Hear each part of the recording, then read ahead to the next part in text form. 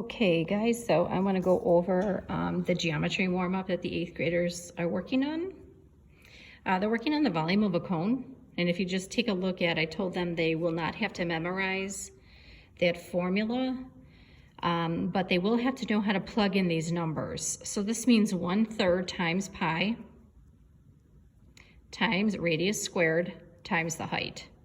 So if you take a look at this example, I've got 1/3 times 3.14, because we've got a base that's a circle, times 2 squared, here's my radius, times the height. So then I just kind of multiply and then divide by 3.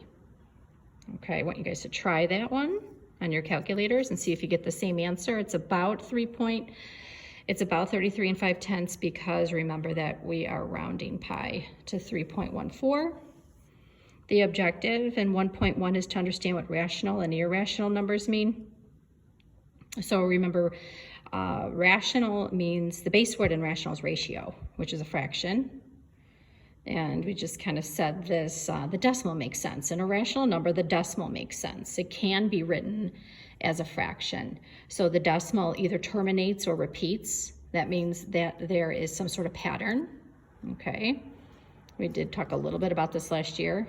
Examples are perfect squares and perfect cubes. Those are rational numbers. Irrational ones, the decimal doesn't make sense, like pi, okay? Remember the poster in the classroom of all the digits? You cannot write an irrational number as a fraction or ratio. Okay, so an imperfect square is an example of an irrational number, and pi itself. So the decimal really doesn't make sense. We can't find some sort of pattern, or it doesn't terminate, okay? So some examples that you're going to need to know. I think I just kind of, yeah, I've got a couple here. All right, so some things you need to know. They might ask you to change a decimal into a fraction. So you just go ahead and read that, 12/100ths, and then reduce. Okay, that is rational because it terminates. They might ask you to solve for x. So remember, the opposite of squaring is taking the square root. Okay, so I'm going to take the square root of x squared and the square root of 121. And the answer would be positive or negative 11. Okay, because a negative 11 times a negative 11 would also be a positive 121. Remember, when you're taking the square root of a number, you're thinking of what times itself equals that number. You might even see a fraction. They'll say solve for x. So I'm going to take the square root. Whatever I do to one side, I have to do to the other. X times x equals x squared.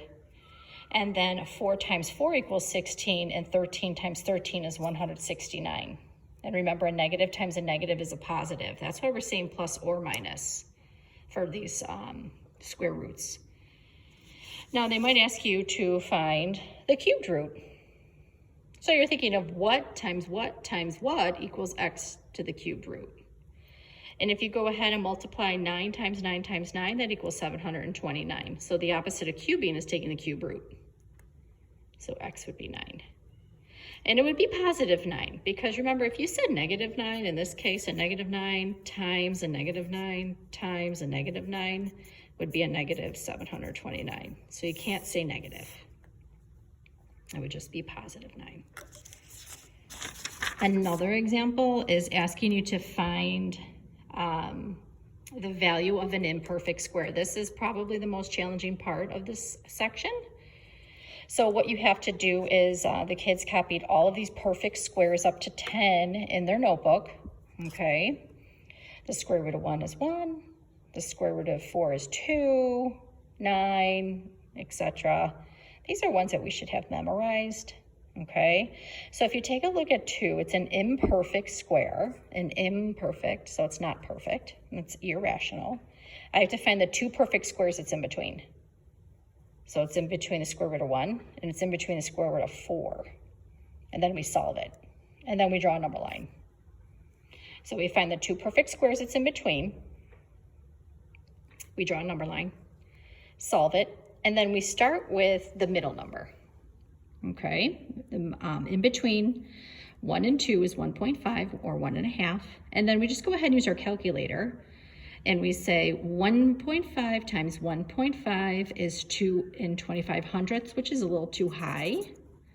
We want to get as close to 2 as possible. So then I go down 1. I say 1.4 times 1.4 is 1.96. That's a little bit too low. So obviously it's going to be somewhere in between these two, okay? Because remember, that one was too high and that one was too low. So then we just like to draw another number line. So I put 1.4 here and 1.5 here. And then in between those two is 1.45, and that's where I take that calculator and see how close I get.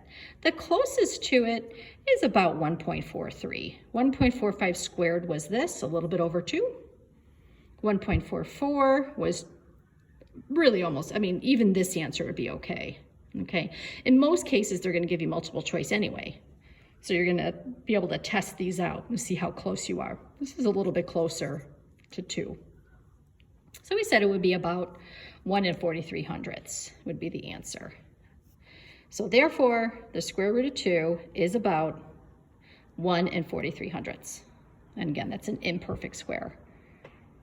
Okay, so I'll touch base with you on Friday and see how you do on 1.1. Remember, Mr. Fricks is available Wednesday afternoons, and you can email me throughout the week.